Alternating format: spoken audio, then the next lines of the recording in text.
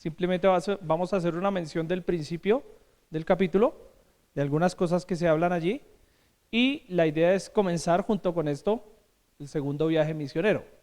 ¿Sí? ¿Por qué?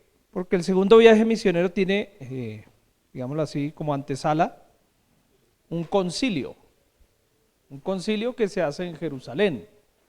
En ese concilio se van a tomar algunas determinaciones importantes respecto a la iglesia en general, pero especialmente a los gentiles que ahora hacían parte de la iglesia.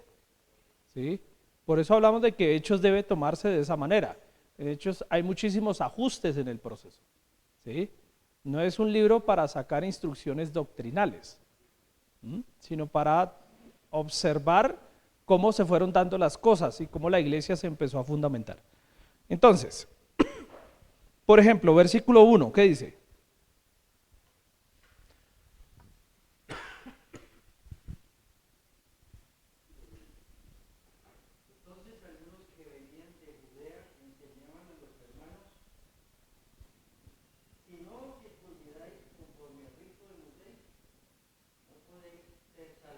Muy bien.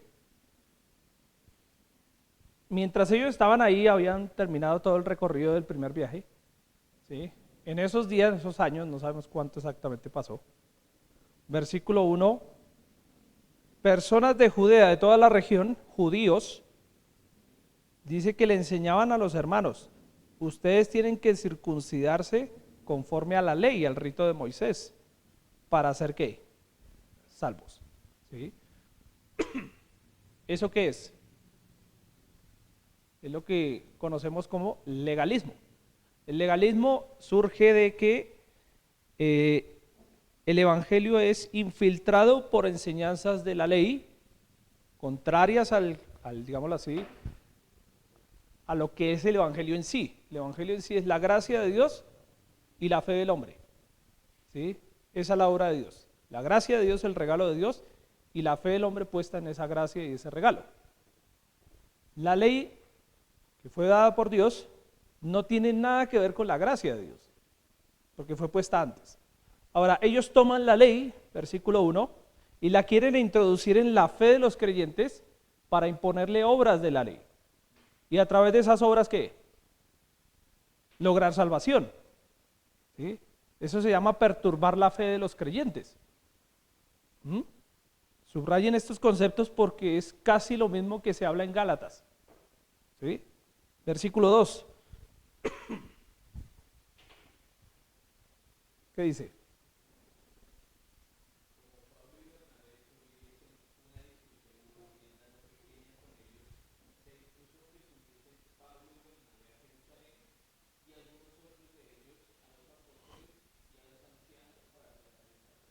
Muy bien. Había una situación que había que tratar.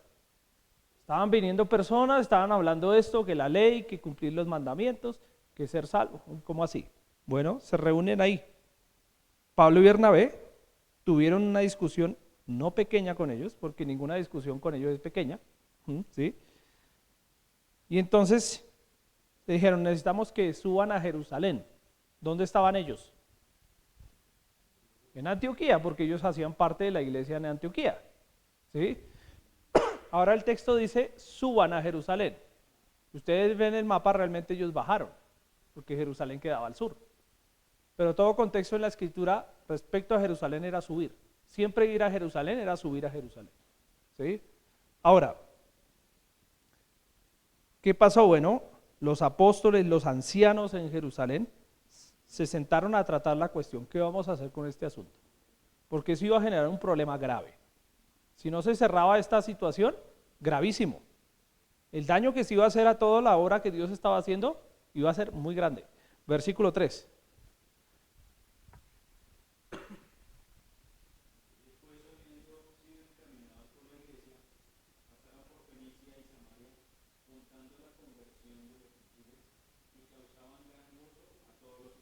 Muy bien. Entonces ellos llevan el mismo reporte que dieron a Antioquía, lo llevan ¿a dónde? ¿Sí? Pasaron, bueno, a Jerusalén. ¿Sí? Contando la conversión de los gentiles causaba gran gozo a los hermanos. Llegaron a Jerusalén, versículo 4, ¿qué dice?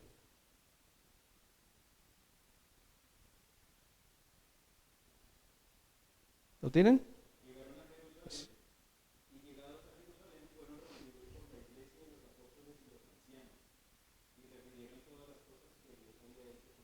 Muy bien. Ellos eran los primeros testigos. ¿Qué fue lo que pasó? ¿Por qué? Porque los que habían sido permeados por esa doctrina necesitaban reafirmar su fe en el Señor. ¿Qué mejor forma de hacerlo que escuchar el testimonio de personas que estuvieron haciendo la obra de Dios allá? ¿Sí? Cómo personas llegaron a Cristo por medio de la fe. Versículo 5.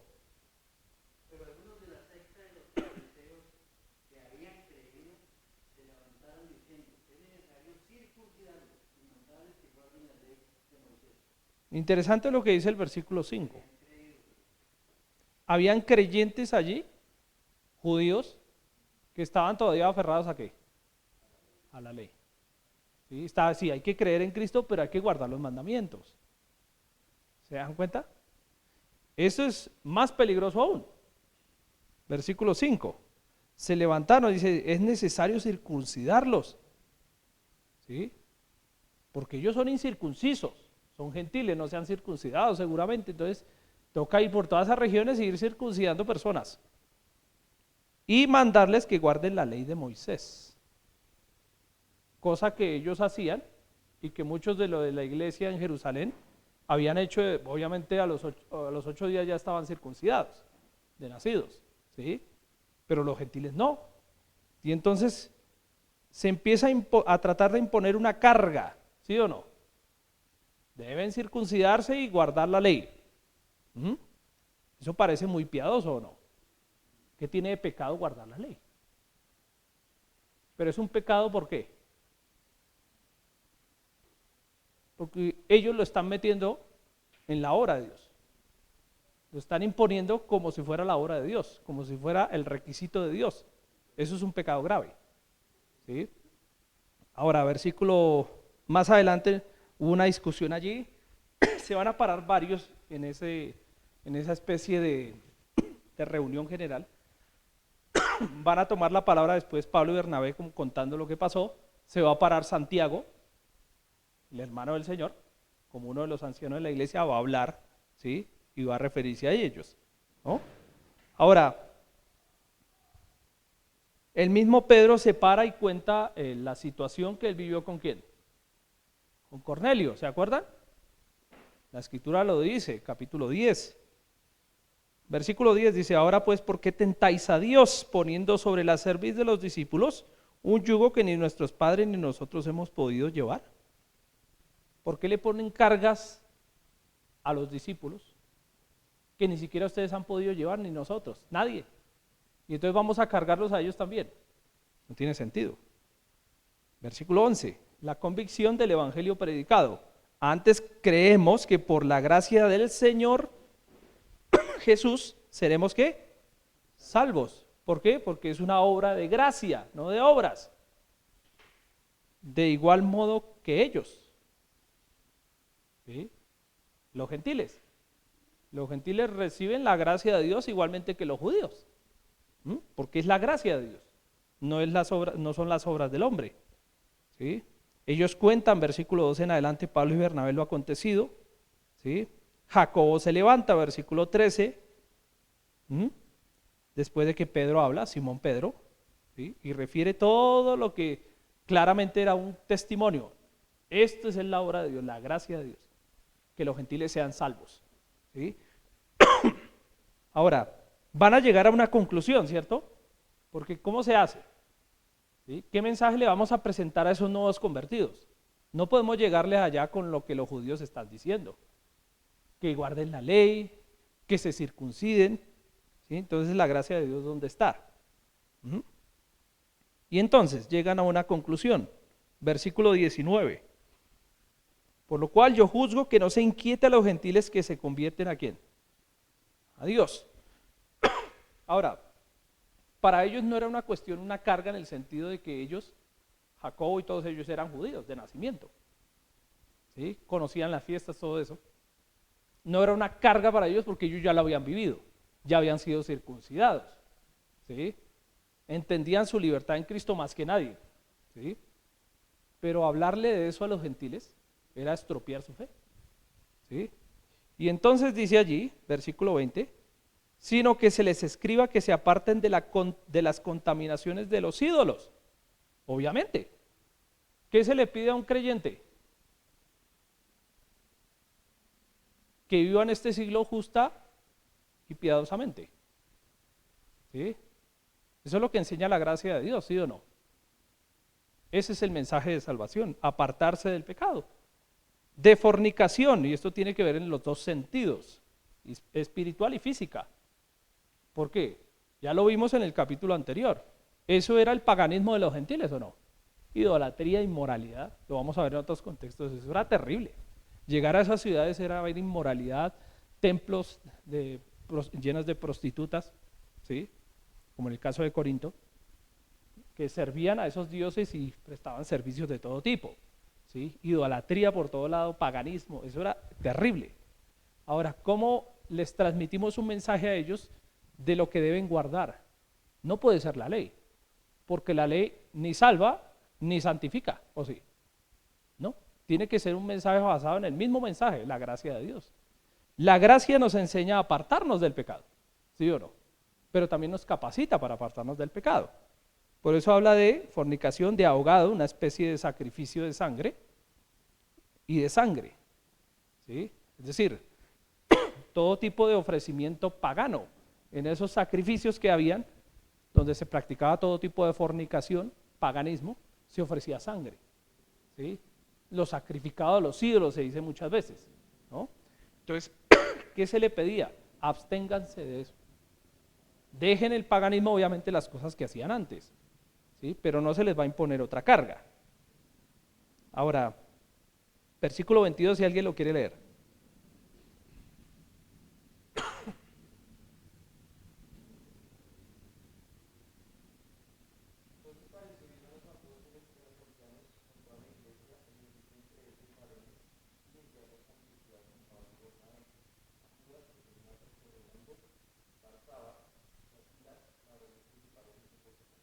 Muy bien, van a escoger a dos hombres, interesante. Uno es Barsabás y el otro es Silas. ¿De dónde salen ellos? ¿De qué lugar? De la iglesia en Jerusalén. La iglesia en Jerusalén, la iglesia madre, de donde salen, obviamente surgen otras iglesias que en cierta forma tenían muchas de las expectativas de fundamento en lo que la iglesia en Jerusalén, digámoslo así, por la misma posición apostólica de la iglesia, que en Jerusalén estaban 11 apóstoles, 12 apóstoles, ¿entienden? Entonces de allí obviamente surgían muchas de las determinaciones doctrinales para que la iglesia en ese primer siglo empezara a decir, bueno, esto es lo que debemos hacer, esto es lo que se debe creer. ¿Entienden el contexto? Es muy importante entender eso. Ahora, dice allí, los enviaron. ¿A dónde? A Antioquía. Porque Antioquía es la iglesia más próxima, donde había muchos gentiles ya, muchos gentiles. Entonces, debemos transmitirles eso, dice. Esto que hemos determinado en este concilio, ¿sí? Escribir por carta y por autoridad de los ancianos de los apóstoles, que no se les va a inquietar, que no se les va a pedir algo respecto a la ley o mandamientos, pero sí que se abstengan de ¿qué? De fornicación, de ahogado de sangre, de los ídolos, ¿sí? De todo lo que se menciona allí, ¿sí? Y entonces eso es lo que ellos van a exponer a la iglesia en Antioquía, junto con Pablo y Bernabé. Pablo y Bernabé eran parte de la iglesia de Antioquía, ¿sí? Pero van acompañados ¿de quién? De Barsabás y ¿de quién? Silas, que eran parte de la iglesia en Jerusalén, ¿sí? ¿Por qué se menciona esto también? Porque Silas va a ser el compañero de Pablo, ¿sí? O sea, Silas fue a Antioquía, pero fue más lejos. No estaban los planes de él, ¿no? Bueno, vamos allá y vamos a ver la obra de Dios y vamos a transmitir esa carta de parte de la iglesia. Termina empezando el segundo viaje con Pablo. Versículo 35.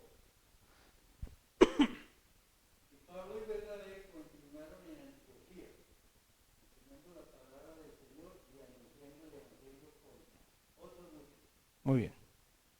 Ellos continuaron haciendo la obra allí, mucho tiempo, ¿sí? Como lo estaban haciendo. Ahora, perdón, Barsabás se devuelve a Jerusalén y Silas decide ¿qué? Quedarse, ¿sí? Versículo 36, inicia el segundo viaje misionero, ¿sí? ¿Qué dice el versículo 36?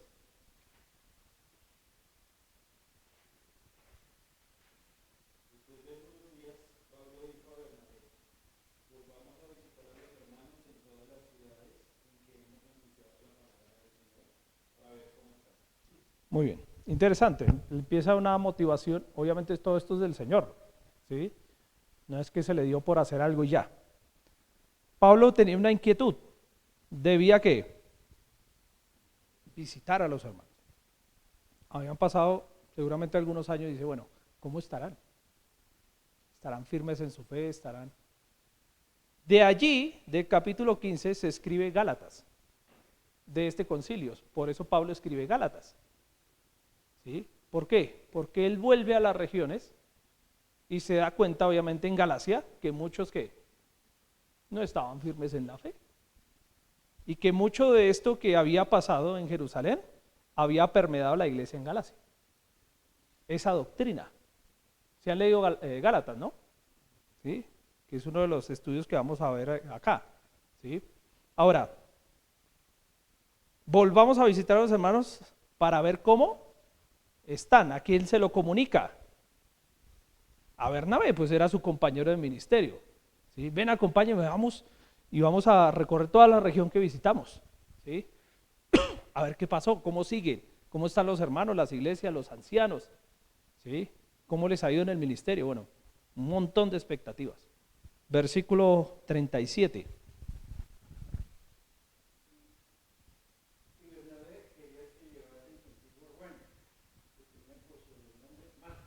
Y ahí empieza el problema.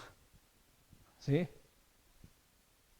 Ahora, esta situación obviamente tiene muchísimas lecciones para nosotros. ¿Sí? Perdón. Bernabé tenía algo en su corazón, ¿qué era? ¿Mm?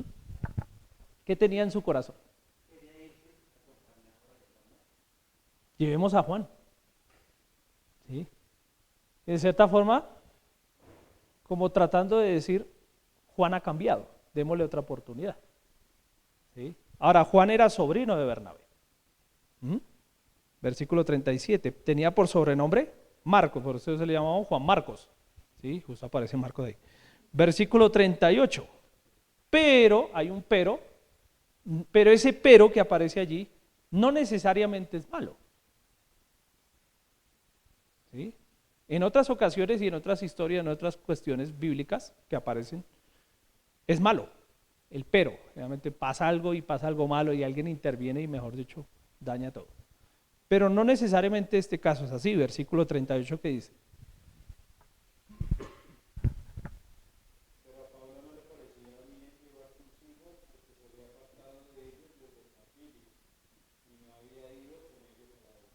¿Qué pasó? Pablo dijo, no. O sea, ya le dimos una oportunidad, pero es que ya dos. Nos dejó botado el ministerio y fue y se devuelve y le vamos a dar otra oportunidad. Pablo era rígido, era estricto. ¿Sí? Ahora era amoroso también, ¿no? No era un creyente por allá con las emociones por allá alborotadas, no. Pero Pablo era muy firme en sus posiciones. ¿Sí? En esta situación Pablo dice, si este muchacho seguramente nos dejó así la primera vez, ¿cómo le vamos a dar otra oportunidad? Vuelve y nos abandona. ¿Sí? Entonces Pablo dijo, no estoy de acuerdo con eso.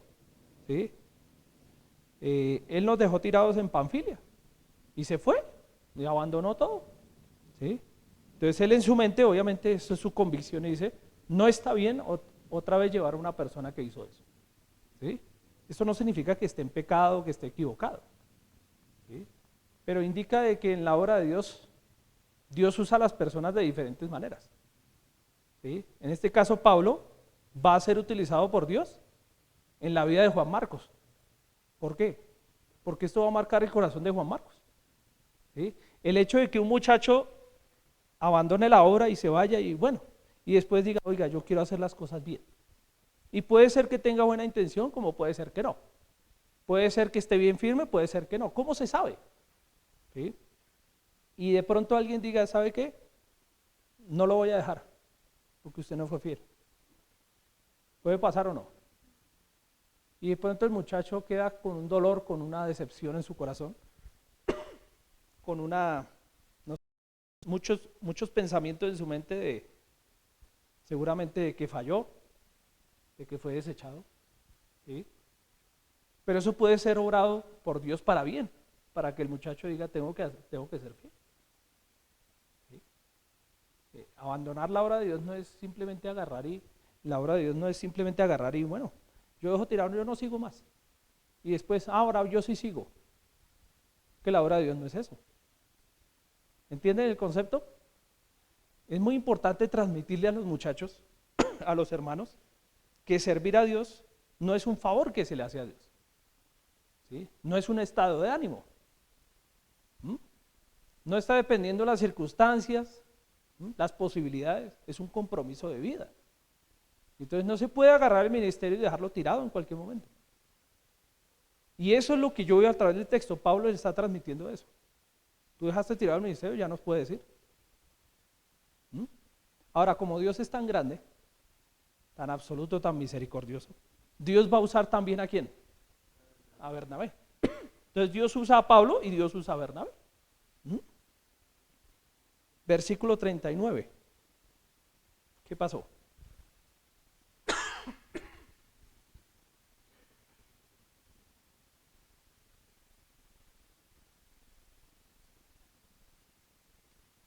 ¿Lo tienen?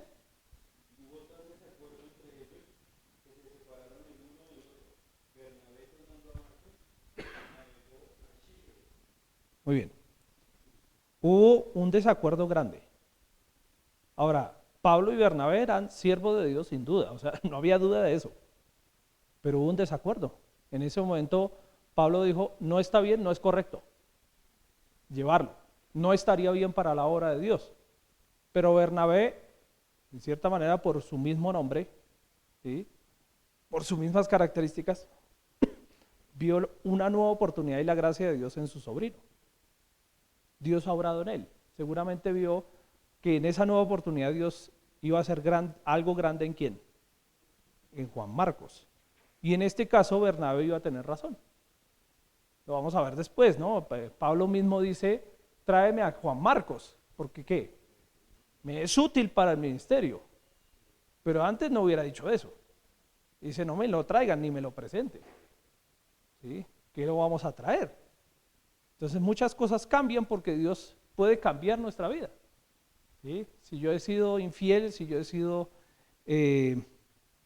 no sé, inconstante, si yo he sido irresponsable en el ministerio para servir a Dios, esas cosas pueden cambiar. ¿Por qué? Porque Dios puede cambiarlas en la medida que yo disponga mi corazón, ¿sí o no?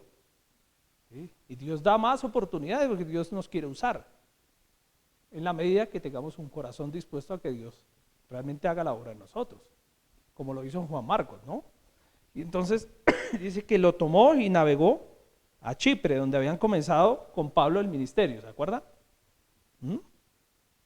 ¿Qué pasó con Pablo? Versículo 40.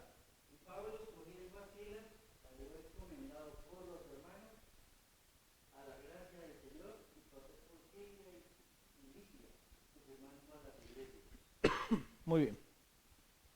Pablo toma a Silas. ¿Sí? ¿Por qué lo tomó? No se sabe. Obviamente vio algo en Silas, que seguramente lo tenía, ¿sí? Que hizo que Pablo lo escogiera como compañero. Para ser compañero de Pablo era un riesgo de vida. ¿Entienden? Era arriesgar la vida. Estar con Pablo era que lo podían apedrear, matar, le podían hacer de todo. Muchas cosas podían pasar. Salió encomendado por los hermanos a la gracia del Señor. Ahora, no se menciona eso de Bernabé, no significa que no pasó. No podemos asegurarlo, obviamente, ¿no? Lo que sí se indica es que la iglesia encomendó a Pablo al segundo viaje, ¿sí? Dice, y pasó por Siria, que es la región donde está Antioquía, de donde ellos salen, y Cilicia. Cilicia es esta región, a ver si la logro. Ok. En esta región está la ciudad donde Pablo nació, Tarso de Cilicia. ¿Sí? Más o menos en este punto queda Tarso, ¿no? Ahora, pasaron por esas regiones, subieron, no navegaron a Chipre como sí lo hizo Bernabé. ¿Confirmando a quién? A las iglesias. ¿Algo del ministerio que ellos hicieron fue fuera de la iglesia? No, nada absolutamente. Porque no hay ministerio si no hay iglesia. ¿Entienden? Ese es el ministerio. Es hacer la obra de Dios en lo que Dios diseñó y formó. ¿Mm? Ahora, avanzando. Capítulo 16, versículo 1.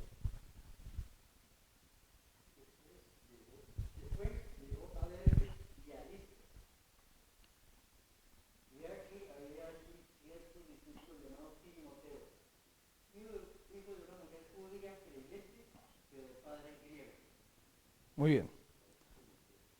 Entonces llegó ¿a dónde? A los lugares donde habían estado. Derbe y Listra. ¿Sí? Ahí dice, por primera vez se menciona a quién. A Timoteo, pero Timoteo ya era un discípulo. Es decir, era un convertido del primer viaje misionero. ¿Sí? En esta región. Dice algunos datos de Timoteo. Su madre era ¿qué? Judía, o sea, Timoteo era circuncidado, era judío por parte de su madre, pero también era gentil por parte de su padre, era griego. Eso indica que el papá no era creyente, muy seguramente, que no se menciona sino simplemente que era griego, no se menciona más. ¿Mm? ¿Qué se habla de Timoteo? Versículo 2.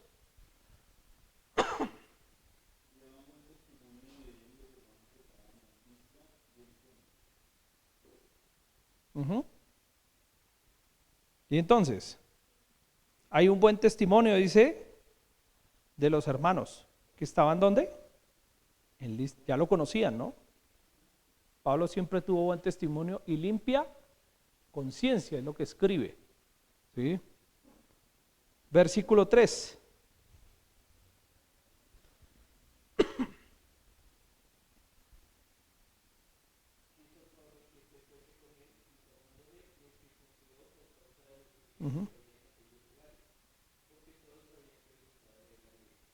Muy bien.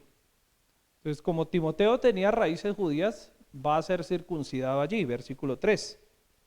Porque lo va a tomar como un compañero, junto con Silas, que lo acompañara en la obra. ¿Sí? Este es un discípulo, es el discípulo más cercano de Pablo, Timoteo. Era mucho más joven, obviamente, fue formado en toda la obra y la doctrina a través de Pablo. Aunque el evangelio llegó por medio de su madre y su abuela. ¿Sí? Y entonces dice allí, lo circuncidó por causa de ¿quién? De los judíos. ¿Sí? No porque Dios lo pidiera, ¿entienden? Sino por testimonio. Porque todos sabían que su padre era griego. Versículo 40 no, versículo 4.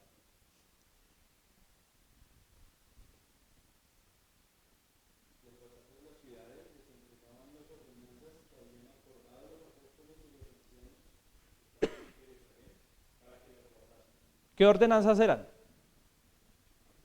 Lo del concilio, la carta que habían escrito de parte de la iglesia en Jerusalén. Entonces, ¿todos donde llegaban? Entregaban la carta a todos los creyentes. Tenían que unificar su fe, ¿entienden? Muy importante. Versículo 5.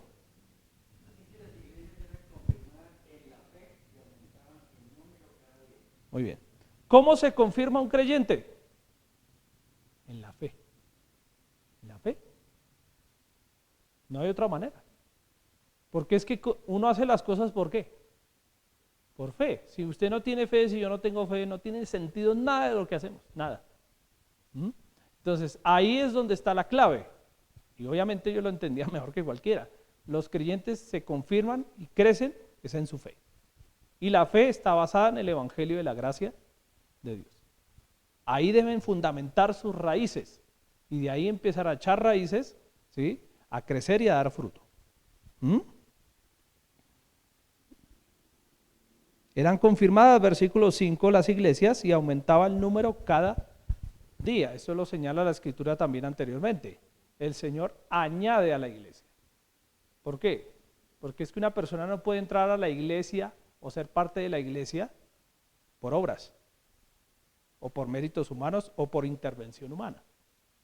La persona hace parte de la iglesia por nacimiento espiritual. ¿Qué es añadir a la iglesia? Que cada persona empieza a participar de vida eterna. En ese momento es parte de ¿qué? De la iglesia de Cristo, que es el cuerpo de vida. ¿Me entiende? Entonces, eso es la obra de Dios, añadir a la iglesia, ¿sí? Entonces el número aumentaba, ¿sí? En medio de las iglesias, la conversión, ¿sí? Había más trabajo también, ¿no? Versículo 6.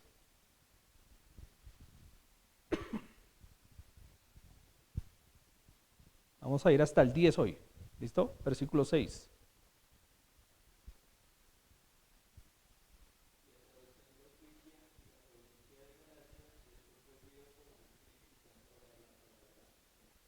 Muy bien. Atraviesan, versículo 6, creo que está el mapa del segundo viaje. Allá, creo que ustedes lo tienen ahí, ¿cierto? En el material. ¿Sí?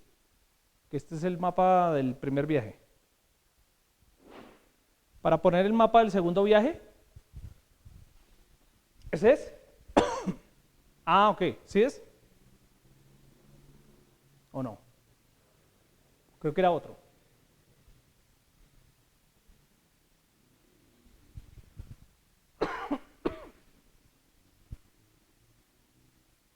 Es el primero, sí.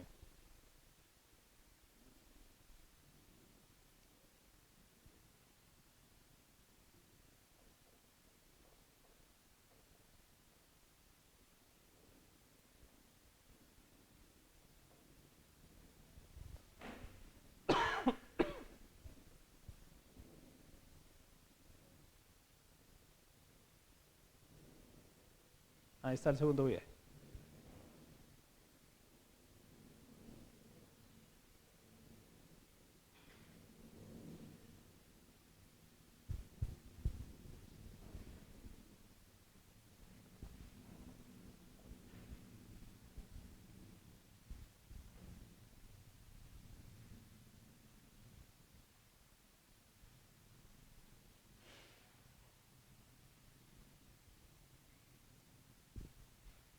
Entonces, mientras se muestra allí, ahí ahí tenemos una mejor perspectiva. Versículo 6 dice que atraviesan la provincia de Frigia, ¿sí? Versículo 6, y atraviesan Frigia, la provincia de Galacia, ¿no? Entonces, cuando hablamos de Galacia, hablamos de una región, está aquí, donde muchas iglesias se formaron en el primer viaje.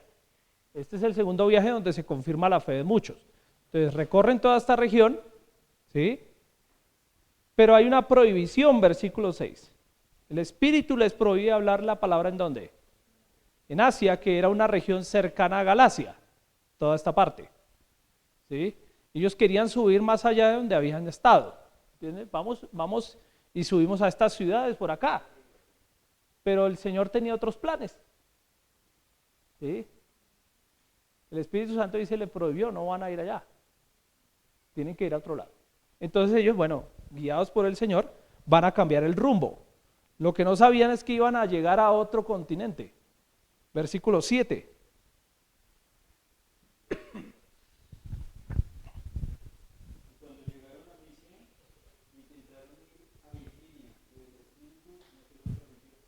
Otra vez, segunda prohibición, ¿sí? Se golpean puertas y Dios a veces las cierra. No significa que no hay que hacer nada. ¿Se dan cuenta? Se cerraron las puertas aquí, ya no hacemos ministerio. Yo ya no hago nada. No, eso indica que Dios está dirigiendo un camino específico, que no es este ni es este. Entonces, llegaron a Misia, dice, intentaron ir a Bitinia. No se menciona allí porque son regiones a las cuales ellos no llegaron, ¿sí? Después llegan, después de otra manera la escritura dice que habían iglesias allí, a las cuales Pedro escribe, en Asia y Bitinia, ¿sí? Pero todo a su tiempo, no era el momento. El Espíritu no se los permitió, versículo 8. Muy bien. Llegan a Troas. Troas era una ciudad con puerto, ¿sí? Era el extremo de la parte de Asia que estaba al frente de la parte del comienzo de Europa, por lo menos en esta región, ¿sí? Todo lo que ustedes ven acá es lo que se conoce como Grecia, ¿sí? Esta parte es hoy en día Turquía. Entonces llegaron a Troas. ¿Cómo sabían ellos si avanzaron o no? Que el Espíritu se los permitía o no se los permitía. El Señor les hablaba, obviamente les revelaba. Eso no pasa ahora, obviamente, ¿sí? Pero en ese caso sí. Había una dirección específica y clara de dónde debían ir. Descendieron atrás, versículo 9.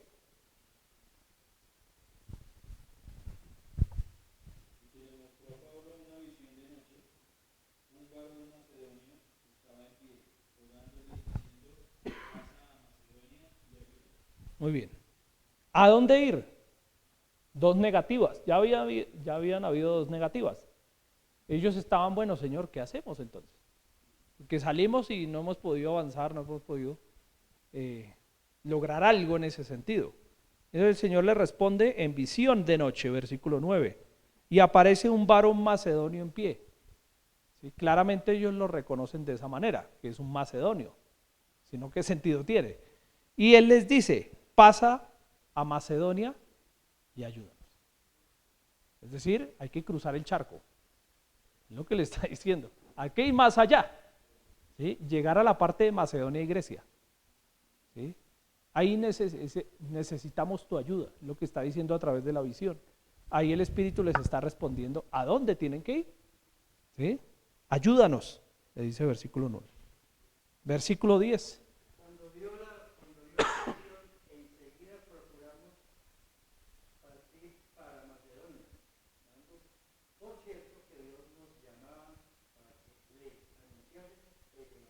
Muy bien, la confirmación. Ahí entendieron, Dios está guiando nuestro camino. Tenemos que ir ¿a dónde? A Macedonia. Entonces hay que tomar un barco y navegar, ¿sí? Dando, por cierto, dice que Dios nos llamaba para que les anunciásemos el Evangelio. Y entonces de allí surgen iglesias como Filipo y Tesalónica, de esas regiones de Macedonia. Iglesias que eran muy pobres. La escritura lo dice, ¿sí? Después van a ir a otras regiones, sean Grecia, en Corinto, más abajo, en Grecia como tal, ¿sí? Pero todo eso es la parte que conocemos como Europa, ¿no? Van a regiones mucho más extensión, no en territorio, sino en distancia, ¿sí? Entonces, en versículo 11, la próxima vamos a ver qué pasa en Filipos. Mucho de eso ya lo conocemos quizás por la historia, ¿sí? Ya estando ellos en la región de Macedonia, ¿sí?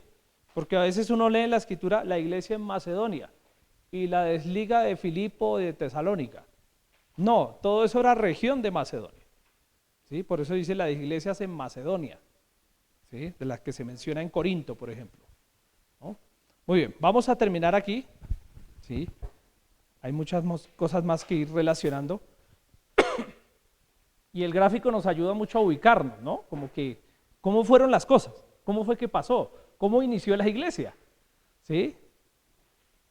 Y obviamente cómo Dios hizo las cosas, ¿no? Oremos y terminamos. Gracias te damos, Señor, por este tiempo. Gracias por tu palabra.